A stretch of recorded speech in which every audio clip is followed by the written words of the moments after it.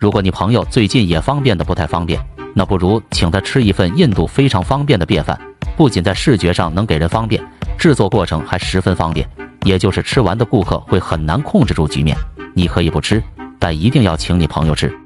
话说，这是位于印度大便吃不吃街区的一家煎饼店。小店采取男女分工制，前到工序负责手部产出，后到工序负责脚部输出，合理的分工协作，不仅能帮员工有效地节省很多工作时长，还能顺便减少很多顾客的人生时长。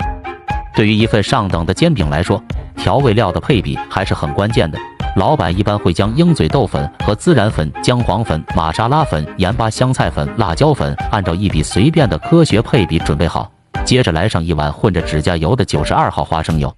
虽然眼前的三姐热衷于做美甲，但在和面团的时候却一点也不含糊，那可是生怕不够腌制入味。该说不说，印度的食材真的是很神奇，都无需任何消化，它便能展现浪漫的黄色。特别是在这位手模的揉搓下，一条条长条状的物品慢慢趋于成型，莫名给人一股熟悉且陌生的感觉。直到给它摆到一起后，你就可以明白何谓茅塞顿开的场景了。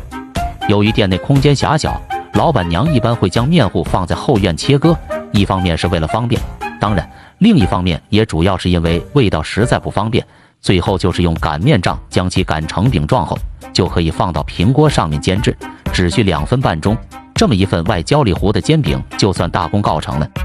而这接下来就是最重要的产品检验环节了。虽然小火与煎饼席地而坐，但是别担心，看似不卫生的操作，实则一点也不干净。好在小伙每次都会细心地将其中的不良品挑出来，再把合格品出售给顾客，绝对是能让顾客吃得放心，走得安心。那么对于这么一份有味道的印度煎饼，如果抛开卫生不谈，相信你肯定是会想请你朋友尝尝。